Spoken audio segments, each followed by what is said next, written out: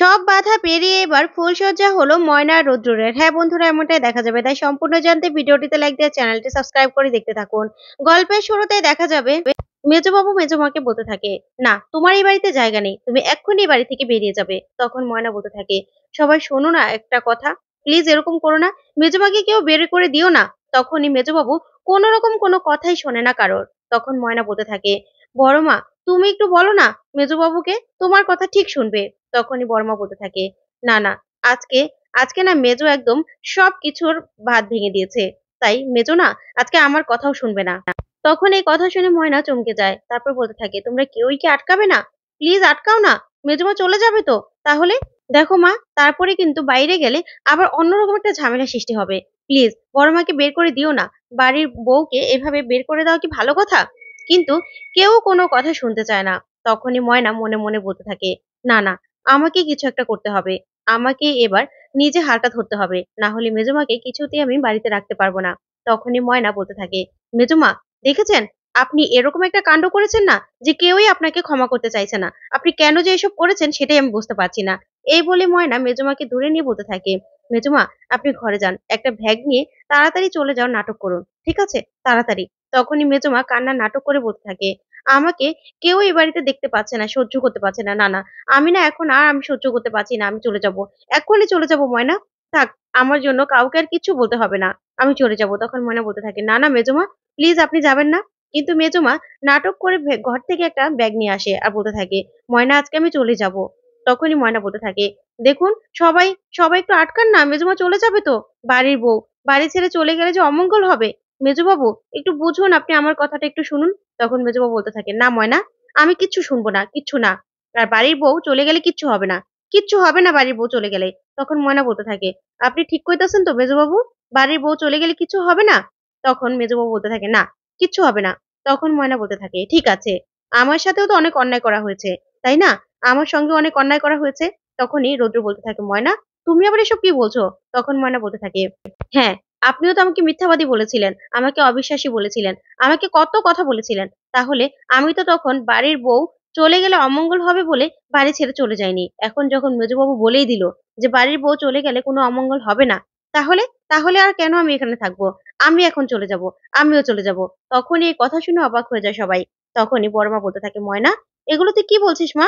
কি বলছিস এসব? তখন ময়না বলতে থাকে, বড় মা, আমিও থাকুম না। আর তাছাড়া এটাই তো কথা ছিল যে আমি ডাক্তারি পাশ করার পরে বাড়ি থেকে চলে যাবো। তাইলে আমি তো ডাক্তারি ভর্তি হইয়াই গেছি।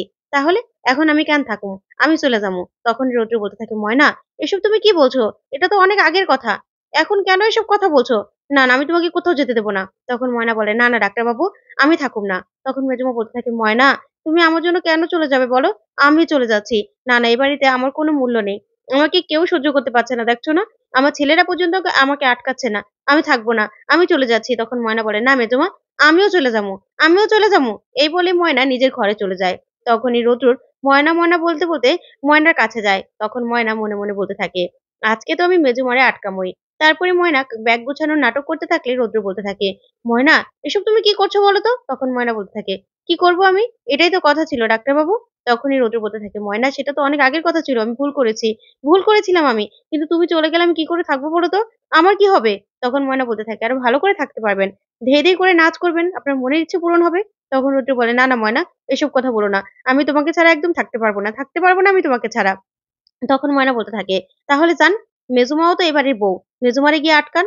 কেউ তো আপনারা আটকাইলেন না, তাইলে মেজুবাবুরে গিয়া বুঝান আর মেজুমারে আটকান, তাইলে আমি থাকুম। যদি মেজুমাও চলে যায় না, তাইলে আমিও চলে যাবো। তখন রতি বলতে থাকে, না না ময়না, তোমাকে আমি কোথাও যেতে দেবো না, কোথাও না। আমি মেজুমাকে এখনই গিয়ে আটকাচ্ছি, তুমি না কোথাও যাবে না, কথা দাও তুমি কোথাও যাবে না।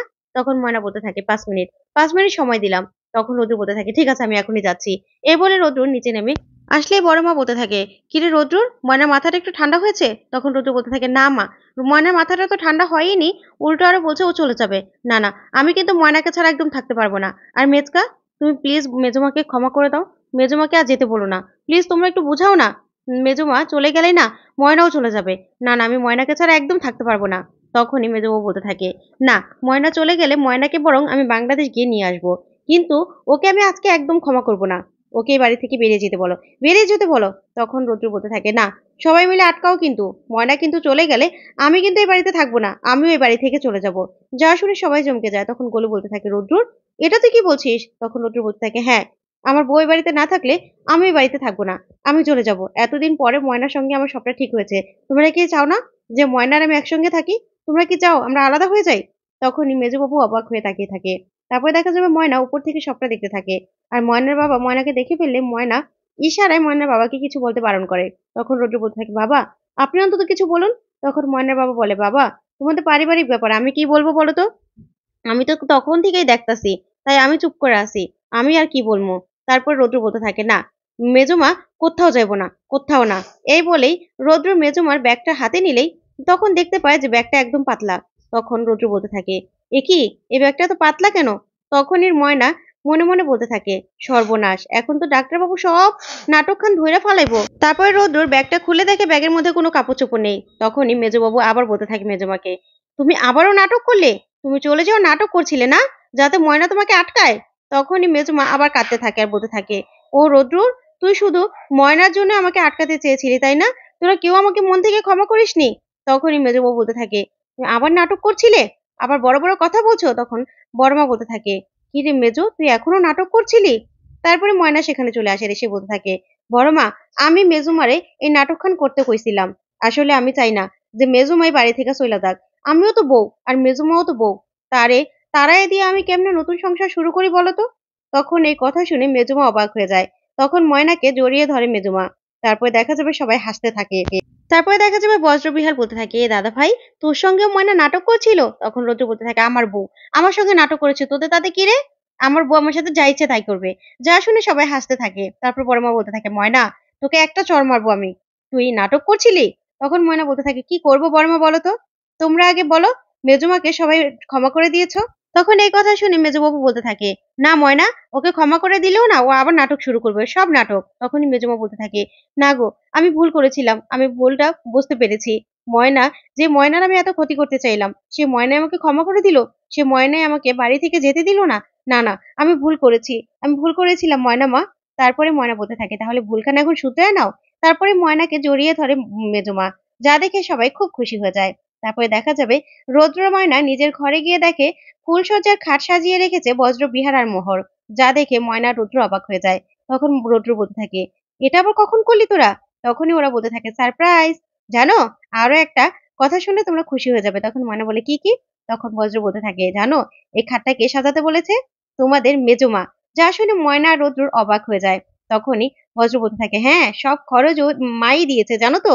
তারপরে ময়না আর রৌদ্র বলতে থাকে, ভালো হয়েছে, সত্যি খুব ভালো লাগলো।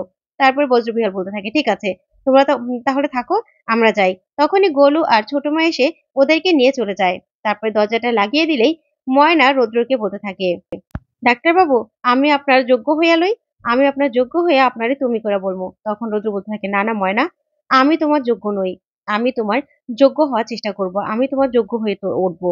তখন এই কথা শুনেই ময়না খুশি হয়ে যায়। তারপরে ময়নাকে জড়িয়ে ধরে রৌদ্র। তারপরে দেখা যাবে সকাল হয়ে যায়।